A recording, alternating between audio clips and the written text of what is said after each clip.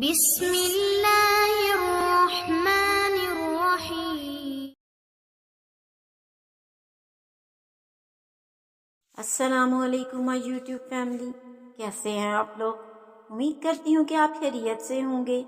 Please اگر آپ کو میری یہ ویڈیو اچھی لگے تو میرے چینل کو سبسکرائب کریں، لائک کریں اور شیئر کریں اور اچھے کامنٹس کیا کریں۔ پھر تو جو ہے نا ویڈیو بنانے کا بھی بہت دل کرتا ہے اور خوشی بھی ہوتی ہے اور انرجی بھی آتی ہے۔ اپنا بہت خیال رکھیں، دعاؤں میں یاد رکھیں۔ جزاک اللہ۔ تو چلے چلتے ہیں آج کی قسط کی طرف۔ گاڑی رکتے ہی وہ کشش کی جانب مڑا۔ کشش کچھ بھی ہو جائے گاڑی سے باہر نہیں نکلنا، آپ باہر مت جائیں۔ کشش کو کچھ برا ہونے کا احساس ہوا۔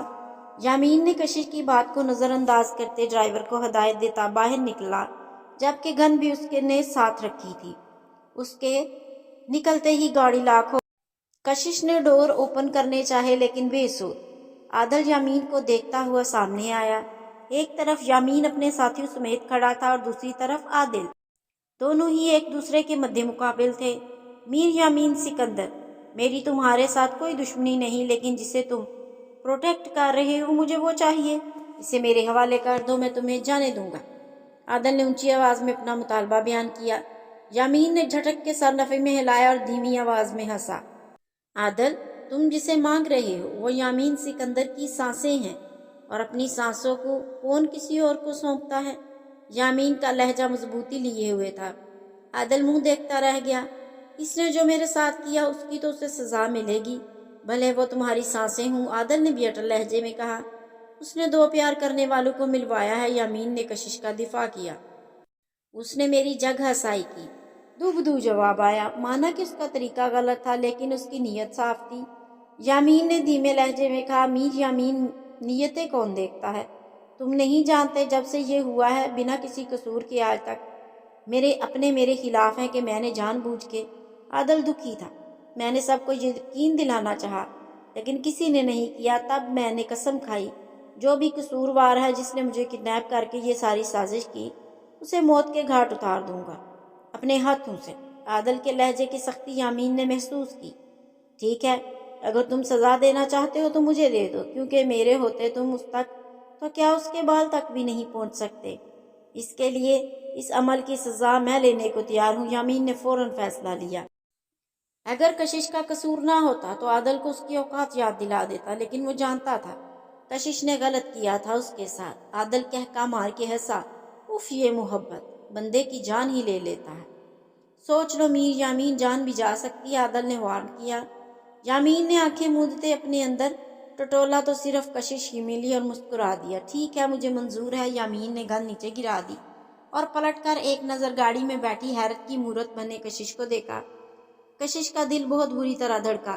اسفند، کشش گاڑی سے باہر نہیں آنے چاہیے، اپنے ایک گارڈ کو پاس بلاتے سرگوشی کے انداز میں کہا۔ سر پلیز، وہ آپ کو مار۔ اسفند بے بسی سے بولا۔ پرواہ نہیں یار، لوگ محبت میں جان لیتے ہیں، میر یامین کی عشق میں جان چلی جائے تو کیا غم۔ یامین کا نہ لہجہ ڈگمگایا اور نہ ہی اس کے قدم۔ تم نے جو کہا ہے وہی کرنا، سمجھے؟ یامین کے لہجے میں ایک بار سختی تھی۔ وہ لب بھینچے رہ گیا۔ سبھی گارڈز پیچھے ہٹ گئے۔ یہ میر یامین سکندر کا حکم ہے، اسے اتنا مارو کہ یہ مر جائے۔ عادل کی اونچی اور کرخت آواز کانوں میں پڑی۔ عادل کے آدمی آگے بڑھے اور ایک نے یامین کو منہ پہ مکہ مارا اور وہ وہیں کھڑا ذرا سا اپنی جگہ سے ہلا۔ خون کی ایک بوند اس کے ہونٹوں سے بہی جسے اس نے انگوٹھے سے صاف کیا۔ دوسری طرف گاڑی میں بیٹھی کشش تڑپ ہی تو گئی۔ کیا ہو رہا ہے باہر؟ پلیز کھولو دروازہ۔ کشش بری طرح مچلی تھی۔ ڈرائیور نے دروازہ کھولنے کی ضد کی تھی۔ معاف کیجیے میم، سر کا حکم نہیں، ڈرائیور نے صاف منع کر دیا، جبکہ سامنے اس کی نظروں کے یامین ان سے مار کھائے جا رہا۔ تم پاگل ہو گئے ہو، وہ انہیں مار رہے ہیں، دروازہ کھولو، کشش اونچی آواز میں چلائی۔ ساتھ میں بار بار دروازہ کھولنے کی ناکام کوشش بھی کر رہی تھی۔ جو لاک تھا، آنسو بہہ کے گالوں پہ گرتے جا رہے تھے۔ دروازہ کھولو، اللہ کا واسطہ ہے کھول دو۔ وہ دیکھو ان کی حالت، پلیز کھول دو۔ کشش منت پر اتر آئی، لیکن ڈرائیور بھی ضبط کیے بیٹھا رہا۔ اپنے مالک کا حکم ٹالنا اس کے لیے ناممکن تھا۔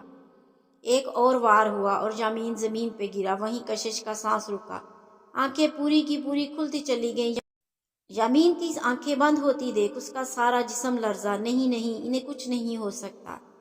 ادھر ادھر دیکھا، ڈرائیور کے ساتھ فرنٹ سیٹ کی جانب بڑھی اور سامنے سب چیک کرنے لگی۔ ڈرائیور اسے یوں حرکت کرتا حیرت زدہ ہوا۔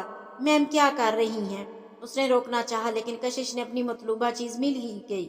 وہ گان تھی جسے یامین کو ایک بار کشش نے رکھتے دیکھا تھا۔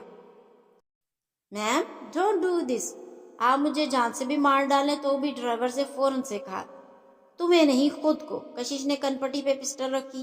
اگر میرے 3 گننے تک تم نے دروازہ نہ کھولا تو تم میری موت کے ذمہ دار تم ہوگے۔ کشش کا لہجہ اتنا مضبوط تھا کہ ایک لمحے کو ڈرائیور سوچ میں پڑ گیا۔ 1 میم ایسا نہیں کر سکتی، آپ گن مجھے دے۔ ڈرائیور نے گن لینی چاہیے۔ نو۔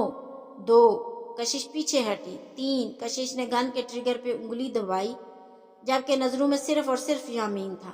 رکے میم۔ ڈرائیور ہار مان گیا اور دروازہ کھول دیا۔ کشش 1 منٹ کی بھی دیری کیے بنا گاڑی سے نیچے اتری، یامین کی طرف بھاگی۔ اس کا سر اٹھا کے گود میں رکھا، رونے کی وجہ سے اس کی ہچکیاں بند گئی تھی۔ یامین آپ ٹھیک ہیں؟ وہ بول بھی نہیں پا رہی تھی۔ یامین جس کا دماغ معاف ہوتا جا رہا تھا۔ کشش کی آواز سماعت سے ٹکرائی تو دماغ فوراً سے جاگا، دھیرے سے آنکھیں واقعی۔ کشش جاؤ، وہ درد ضبط کرتے ہوئے مشکل بولا۔ کشش نے روتے ہوئے نفی میں سر ہلایا۔ کیوں ایسا کیوں؟ میم چلیں یہاں سے۔ اسفند آگے بڑھا۔ خبردار جو مجھے چھوا بھی تو۔ کشش نے روتی آنکھوں سے اسے ڈانٹ کے رکھ دیا۔ یامین نے اسفند کو اشارہ کیا کہ وہ کشش کو لے جائے۔ آپ نے کیوں مار کھائی؟ کشش نے یامین کا چہرہ اپنے ہاتھوں میں لیتے بہت پیار اور پرواہ سے کہا۔ واہ واہ کیا بات ہے محبت کی۔ ایک محبت میں مرنے کو تیار ہے اور دوسرا اس کی تکلیف سے آپ ہی مر جائے گا۔ عادل نے مذاق اڑاتے ہوئے تالیاں بجائیں۔